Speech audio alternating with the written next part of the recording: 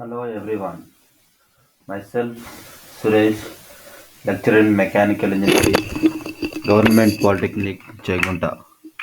I am going to deal with the subject called Basic Workshop Technology. The today's topic is from sheet metal work. And the subtopics are metals and tools, hammers and mallets used in the sheet metal work. Okay, so these are the topics we are going to discuss today.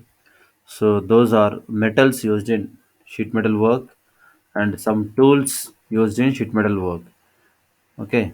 So before going to use briefly discuss about the metals and tools used in sheet metal work, I would like to introduce the regarding the sheet metal. Okay. So actually, what is a sheet metal? So actually, what is a sheet? So which one we can call it as a sheet? So why we are calling as it as a sheet? So today we are going to discuss about the first regarding the sheet. Okay. So actually, the metal plank having a less than 2 mm thick, okay, is called metal sheet. The metal plank having less than 2 mm thick is called a metal sheet. So sheet metal work deals with the production of components in a wide variety of shapes and sizes. So the sheet metal works which deals with the production of components in a wide variety of shapes and sizes from the sheet metal. Okay, so with the aid of hand tools or by machine tools. Okay, so in this sheet metal work, the metal is folded to make boxes, trays, and similar objects, or is rolled to form cylinders and other forms. Okay, so the sheet may be folded to make boxes, trays, and other similar objects, or and the sheet is rolled to form a cylinders and other forms. So this is regarding the sheet metal.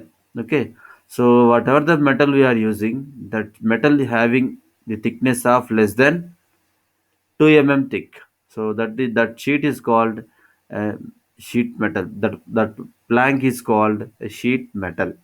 Okay, so now we are going to discuss about the metals used in sheet metal work. So by using what metals we are preparing the sheet?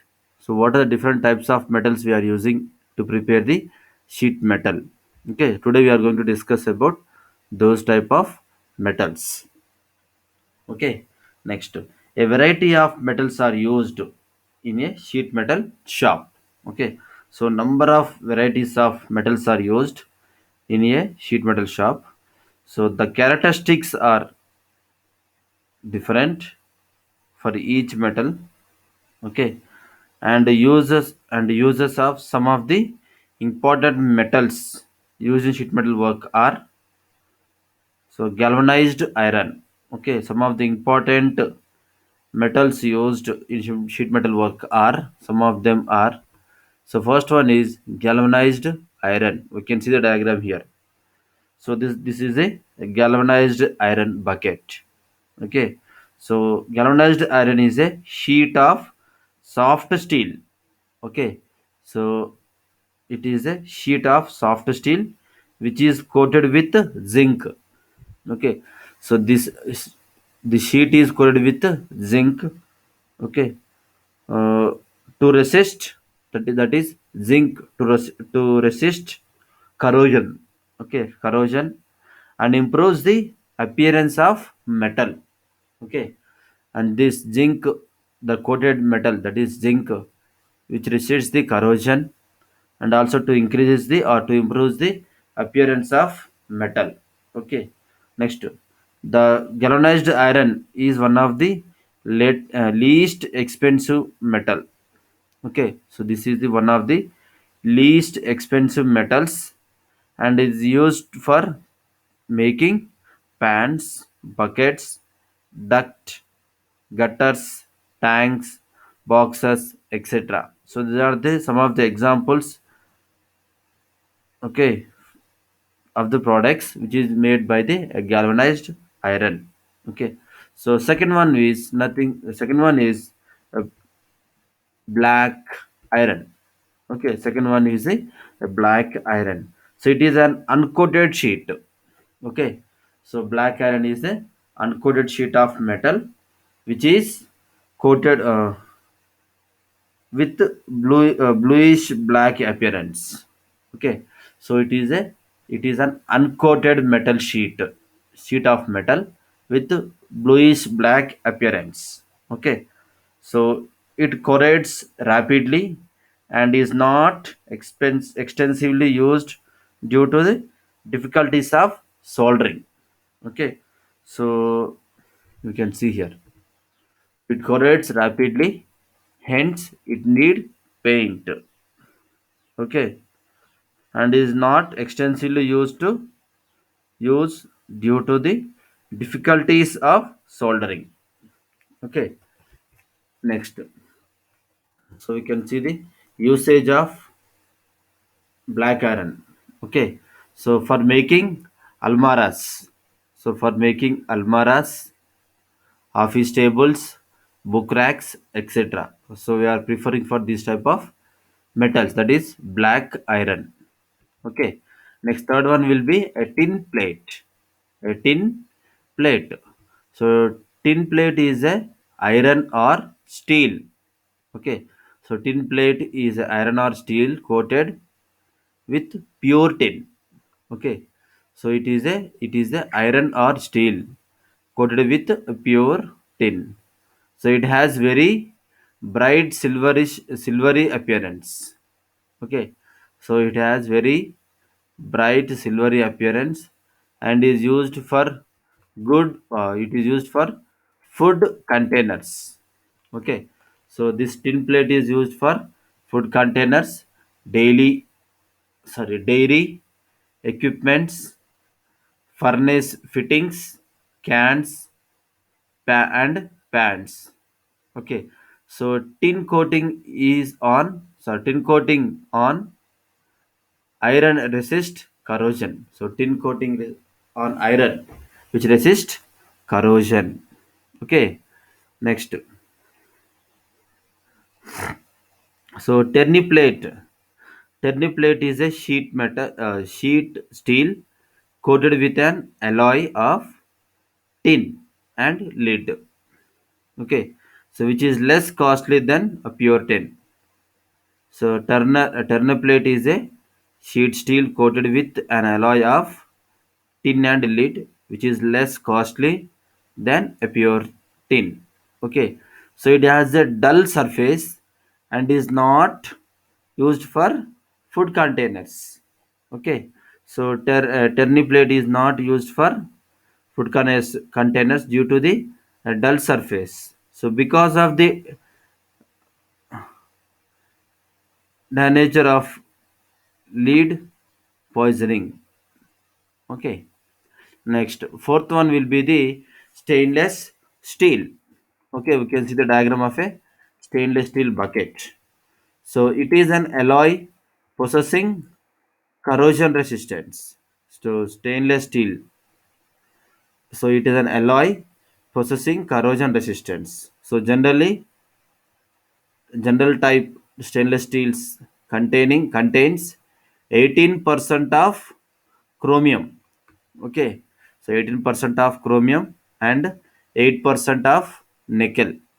Okay, so this steel is called this steel is commonly known as 18-8 stainless steel. 18-8 stainless steel. Okay, next, so these are available in various thickness and sizes. So these stainless steels are available in various thickness and sizes. So they can be formed and welded easily. Okay, these stainless steels are can formed and welded easily. Okay, the cost of stainless steel is very high. Okay, the cost of stainless steel is very high and is about 7 times the cost of galvanized iron. Okay, So the stainless steel cost is very high and is about 7 times the cost of the galvanized iron. Okay, so it is widely used for food containers. Stainless steel is widely used for food containers, dairy equipments, surgical instruments, chemical plants, kitchenwares, etc. So all these are the examples, okay, of the examples for the stainless steel products. Next one will be a copper. Okay, so copper has a reddish color and possesses good malleability, ductility, and resistance to atmospheric corrosion. Okay, and it is used extensively in electric field, that is radiators in automobiles. Okay, so it is also used for water pipes, roofings, gutters, and other parts in building. Okay, next, so copper sheets are available either as cold rolled or hot rolled sheets. Okay, next one is a aluminium. We can see the diagram of a aluminium bucket here. This is a picture from the picture of the aluminium bucket. Okay, so this sheet aluminum is near. Okay, so sheet aluminum is never pure aluminum. Okay, so pure aluminum is not neverly used. So and it is always alloyed with small quantities of copper, silicon, magnesium, and iron. Okay, so basically it is an alloy of, that is a small quantity of alloys of copper, silicon, magnesium, and iron. Okay, so it possesses high resistance. Okay, it has very high resistance to corrosion. Okay, and it can easily be fabricated. Okay, and this can be easily fabricated. So among other qualities, aluminium is known for its high ratio of strength to weight.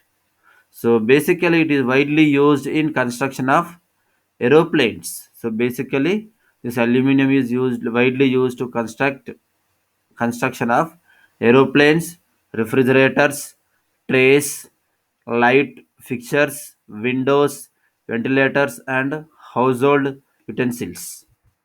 Okay, so all these are the in all these components we can use aluminum. Okay, so now we can see the tools and equipments. So tools and equipments, that is measuring and marking tools we can see here. Okay, measuring and marking tools. So first one will be a steel rule. Okay, first one is a steel rule. Yeah. So steel rule is used for taking linear measurements.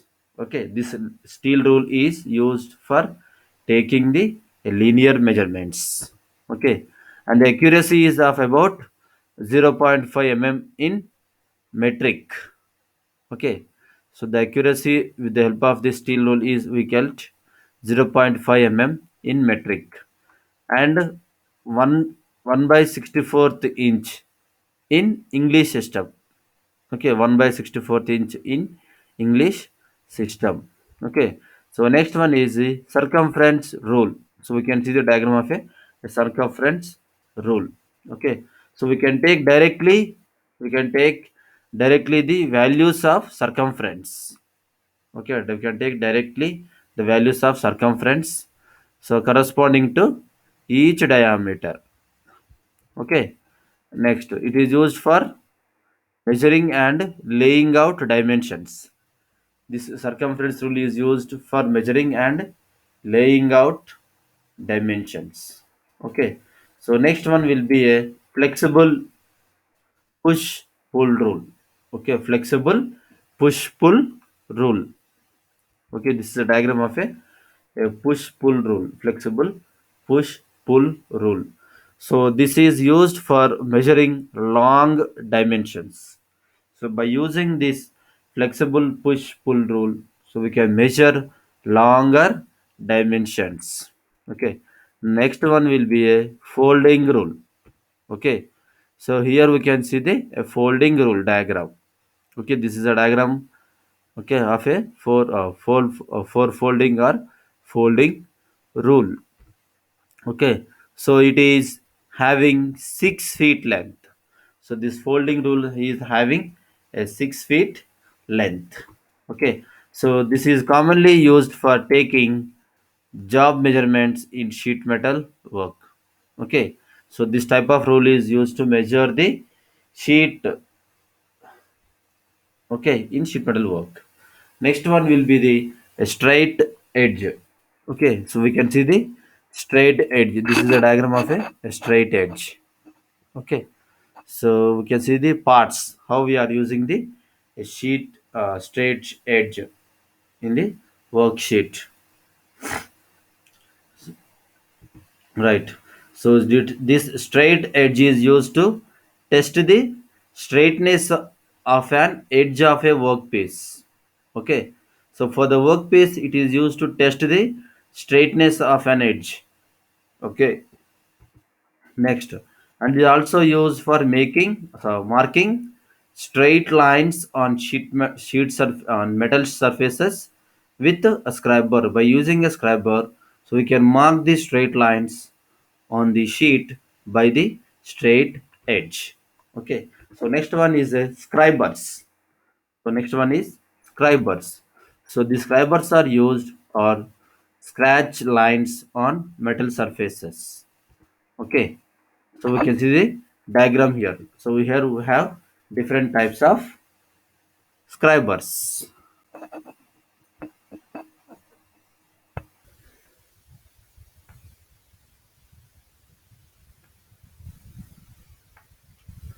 And the next topic is scribers. So already we discussed this now.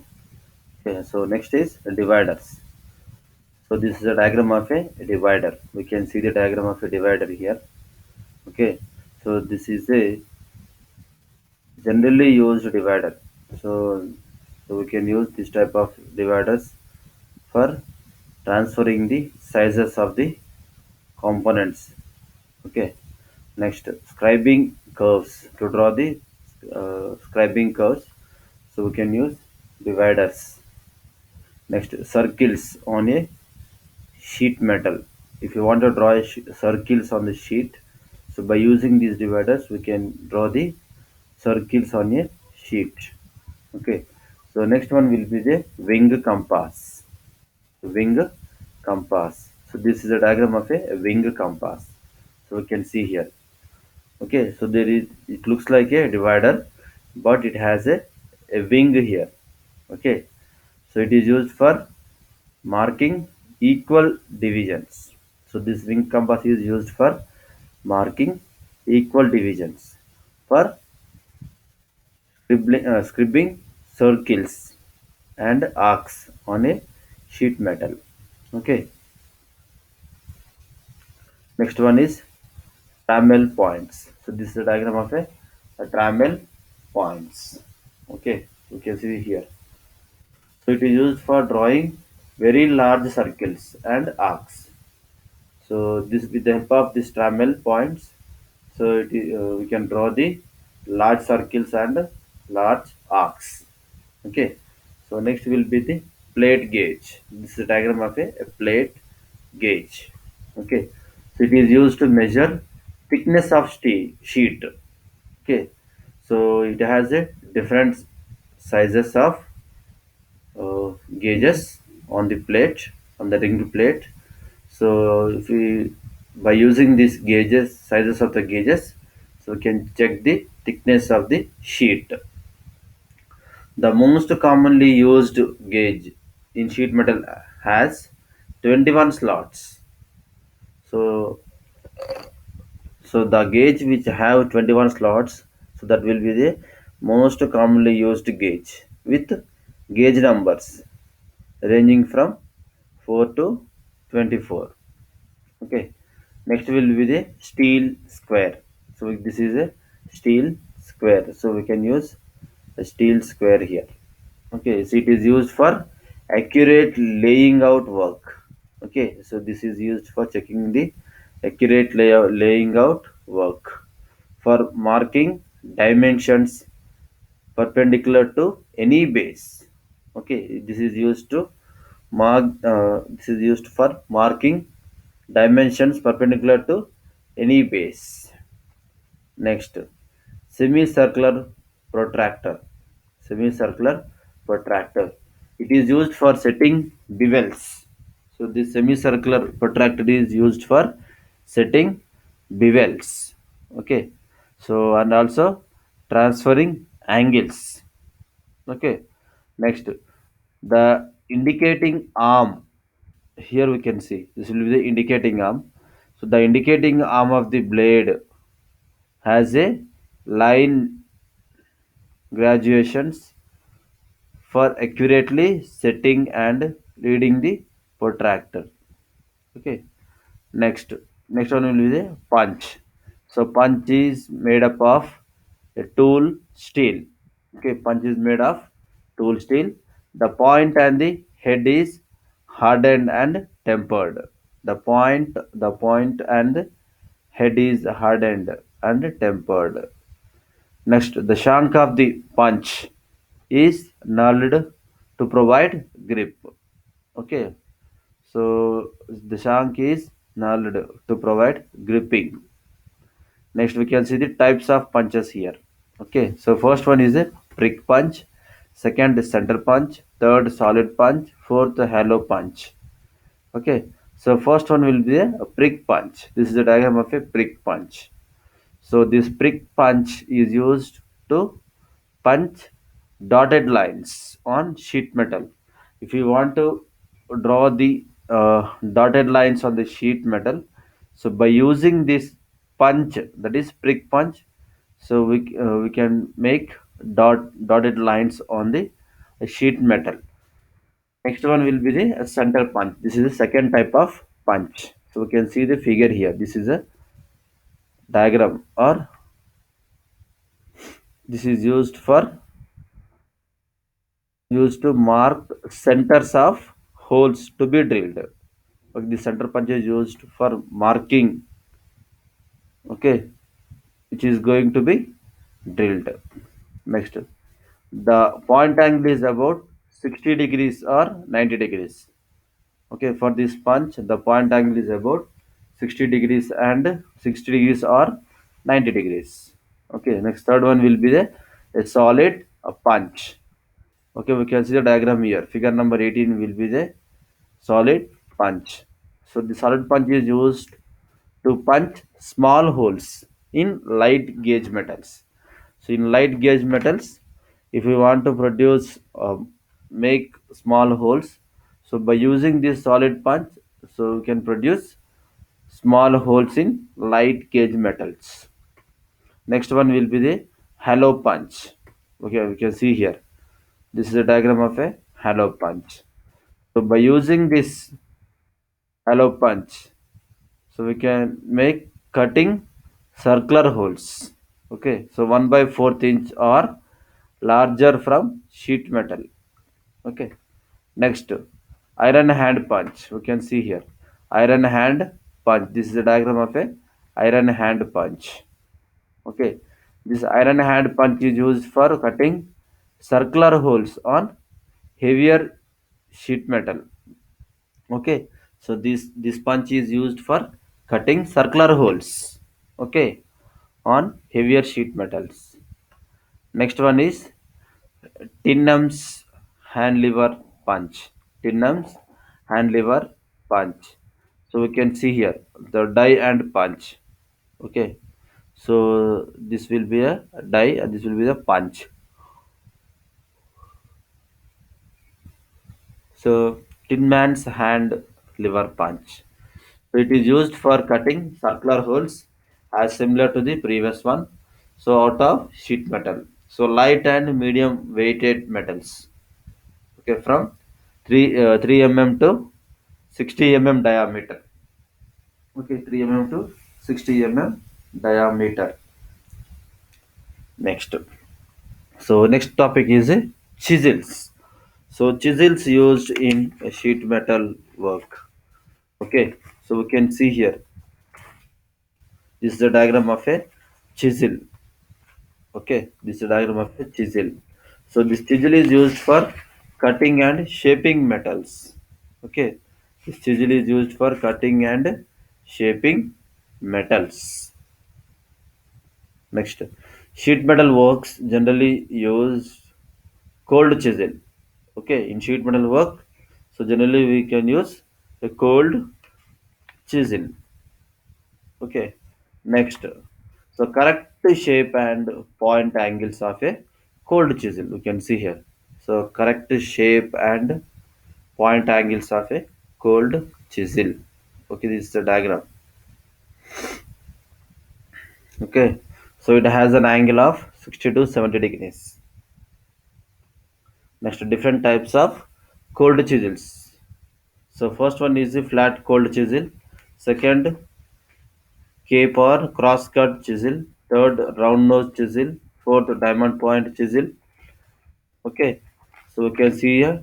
See the first one, flat cold chisel. Okay, this is a diagram of a flat cold chisel. It is used for cutting sheet metal, rivets, bolts, and chipping operations. Flat cold is used for cutting sheet metals, rivets, bolts, and chipping operations. So we can use this type of flat cold chisel. Next one will be the cape or cross cut chisel. So we can see the diagram of a cross cut chisel. So it is used for cutting channels on large surfaces. For the large surfaces, if you want to cut the channels, so by using this cross cut chisel, we can make cuttings. So the cutting edge is 6 mm and taper slightly towards shank. Okay, so this will be the cutting edge. Okay, this is 6 mm, and there will be a tapered at the uh, other end of the chisel. So okay, next. So length varies from 100 to 400 mm. Okay, length varies from 100 to 400 mm. Okay, next third one will be the round nose chisel. You can see here, round nose chisel. So it is used for cutting rounded or semicircular grooves. Okay, rounded grooves or semicircular grooves. So corners of concave surfaces, etc. Next one will be the a diamond point chisel. This is the last type of chisel, that is diamond point chisel. So we can see here, edge of the chisel looks like a diamond. Okay, it is used for cutting V-shaped grooves. Okay, so V-shaped grooves and for chipping corners. Okay, so next will be the hammers. So hammers used in sheet metal work. So basically, the hammers are used in sheet metal work for forming shapes by hollowing, raising, stretching, etc. Okay. Next, we can see types of hammers. So first will be the riveting hammer. Second, setting hammer. Third, raising hammer. And fourth will be a smoothing hammer. Fifth, stretching hammer. And sixth will be a squeezing hammer. Seventh, planishing hammer. Eighth, hollowing hammer. Next ninth one will be the mallet. Okay, all these are the different types of hammers.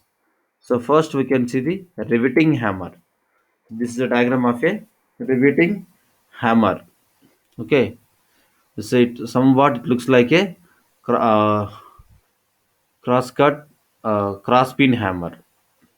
Okay, it is used for forming rivet heads. If you want to produce or prepare rivet heads, so by using this type of hammers we can produce. So we can form rivet heads. So second one will be a setting hammer.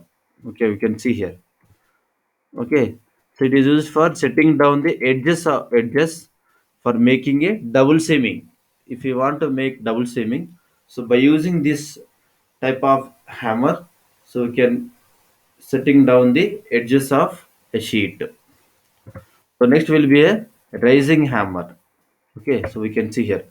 So this rising hammer is used for making depressions with a flat chisel.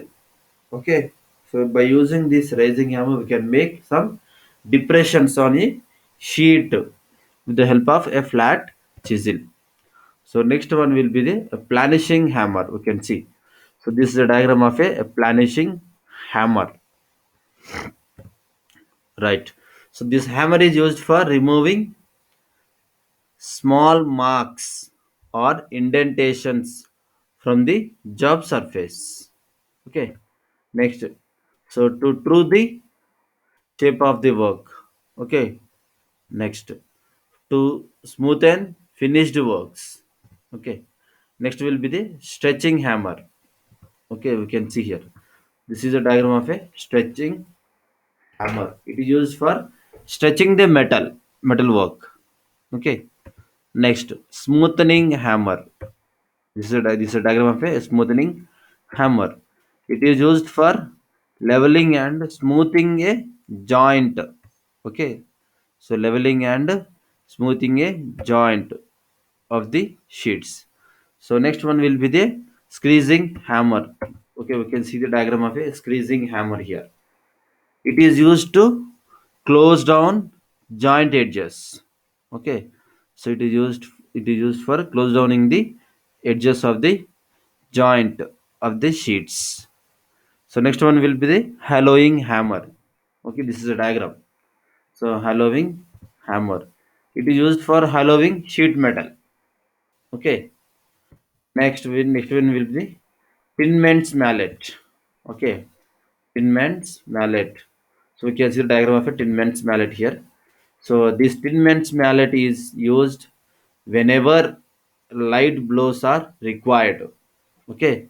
So whenever the light blows are required on the sheet work, so this Tinman's metal mallet will used. Okay, to give a slight blow on the sheets or metal sheets. Okay, so for by this I conclude the topics now. Okay, right, I will stop here.